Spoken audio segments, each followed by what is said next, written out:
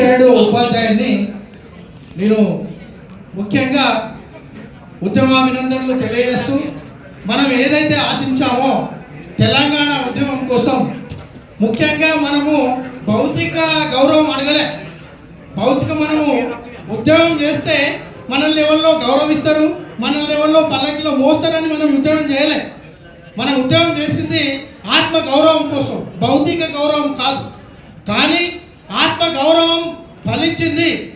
ఆత్మ గౌరవం ఫలించిన దాన్ని ఫలితంగా ప్రభుత్వం మనల్ని భౌతికంగా గౌరవిస్తామని చెప్పి ముందుకొచ్చి మనల్ని గౌరవించడానికి ప్రభుత్వం ముందుకొచ్చినందుకు వారికి ధన్యవాదాలు తెలియజేస్తూ, ముఖ్యంగా పాయింట్కి వచ్చినట్లయితే ఎవరిని గుర్తించాలి అనేటటువంటి ఉద్దేశంలో తీసుకున్నట్లయితే ముఖ్యంగా అమరులైనటువంటి వాళ్ళని, ఉద్యమంలో చనిపోయినటువంటి వాళ్ళను ముందుగా, తర్వాత రెండవది ఏదైతే ఉందో కేసులు ఉన్నటువంటి వారిని రెండవగా, మూడవ వారిని ఏదైతే ఉందో పత్రికంగా ఏదైతే ఉద్యమం చేసేటప్పుడు ప్రూఫ్గా ఏదైతే పత్రికలో వచ్చినటువంటి పేర్లు కానీ ఫోటోలు కానీ మూడవ ప్రాధాన్యతగా, నాలుగవ ప్రాధాన్యత ఏంటంటే ఎక్కడైతే జేఏసీలో పోరాటం చేసిండ్రు వాళ్ళ దగ్గర ఫోటోలు లేవు, ఏ రకమైనటువంటి ఆధారాలు లేవు.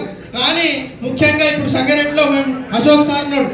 అశోక్ సార్ అంటే ఎవరెవరు చేసిండ్రు అనేది వాళ్ళకి ప్రత్యక్షంగా తెలుసు కాబట్టి ప్రత్యక్షంగా ఉద్యమంలో పాల్గొన్నటువంటి వారిని జేఏసీ పక్షాన గుర్తించాలి. ఈ రకంగా 4 రకాలుగా ఉద్యమకారులను గుర్తించాలి, వాళ్ళకి న్యాయం చేయాలి. పోతే ఏం కావాలనేటటువంటిది ఏంటంటే మనము ఉద్యమకారులుగా ఏదో ఆశించి చేయలేదు కాబట్టి మరి మీరు ఏమి ఇస్తారో చెప్పండి. మీరు ఏదో 2 ఎకరాలు అన్నారు, 250 గజాల ఇల్లు అన్నారు, అవన్నీ ఒక తామ్రపత్రం అన్నారు. ముఖ్యంగా కావాల్సింది ఆత్మగౌరవం. ముఖ్యంగా ఇప్పుడు జరుగుతున్నటువంటి ప్రభుత్వానికి మీరంతా దగ్గర ఉంటారు కాబట్టి ఒక్క విషయం విన్నవించదలుచుకున్నాను సార్. ఇప్పుడు ఏదైతే మనం పోరాడి ఆత్మగౌరవంగా తెచ్చుకున్న తెలంగాణ ఏమైతుందో అనేటటువంటి ఒక అనుమానం కూడా ఉంది సార్. మళ్ళీ ఉద్యమం వచ్చే అవకాశాలు ఉన్నాయి కాబట్టి దయచేసి ముఖ్యమంత్రి గారికి చెప్పండి, ఈ విగ్రహాల ఏర్పాట్లు కానీ మొదలైనటువంటి విషయాల్లో ప్రజలలో ఒక రకమైనటువంటి భయాందోళన సృష్టిస్తుంది సార్. మరి అటువంటి భయాందోళన కాకుండా నిజంగా మళ్ళీ ఒక ఉద్యమం వచ్చే అవకాశాలు రాకుండా మరి ఏదైతే తెలంగాణ ఉద్యమం వచ్చి తెలంగాణ తెచ్చుకున్నామో ఒరిజినాలిటీ తెలంగాణ మనకు కావాలి. ఈ జరుగుతున్నటువంటి పరిణామాలు మళ్ళీ ఉద్యమానికి దారితీసే అవకాశాలు ఉంటాయి కాబట్టి మీరందరూ కూడా ముఖ్యమంత్రి గారికి ఈ విషయాన్ని చెప్పి మరి అటువంటి అవకాశం రాకుండా చూడాలని కోరుకుంటూ నేను స్వయాన తెలుగు పండితులు ఒక కవిత కూడా రాశాను, ఎవరు ఉద్యమకారులు అనే విషయాన్ని చెప్పి నేను ముగిస్తాను సార్. సార్ చిన్నదే సార్, ఒకటే నిమిషం సార్, ఒకటే నిమిషం సార్.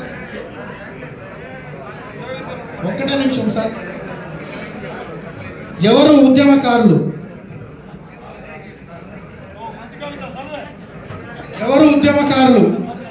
దయచేసి ఆశయం కోసం శ్రమించినా అలసిపోలేదు ఎన్నడు, లక్ష్యం కోసం పోరాడినా వెన్ను చూపలేదు ఎన్నడు, లాఠీ దెబ్బలు ఒళ్ళంతా నాట్యమాడిన రక్తంతో తడిసిన పట్టిన జెండాను విడువలేదు ఎన్నడు, నరాలన్నీ తెగేలా నినాదం చేసిన నీరసించిపోలేదు, పిడికిలెత్తి గర్జించింది జై తెలంగాణ నినాదం. ఒక్కటే ఉద్యమ లక్ష్యం. కానీ ఇప్పుడు ఉద్యమకారుల ఊసే లేదు, కష్టపడ్డవారు కనుమరుగయ్యారు. ఎన్నడు జెండా పట్టనోడు ఎగతాళి చేసినోడు, ఉద్యమం ఊసెత్తే అన్నోడు, ఉద్యమం ఉద్దులే అన్నోడు, తెలంగాణ అంటే తెలివనోడు, సమ్మ చేస్తే సకిలించినోడు, ఫ్లెక్సీల్లో పోజులు పెట్టి ఉద్యమకారులు అంటూ బోర్డు పెట్టి ఖద్దరు చొక్కాలతో తిరుగుతుంటే ఉద్యమమే సిగ్గుపడుతూ ఉద్యమకారులు ఎవరని ప్రశ్నిస్తుంది. మీరు ఉద్యమకారులా? మీ అంతరాత్మను అడగండి. ఉద్యమకారులు. ధన్యవాదాలు.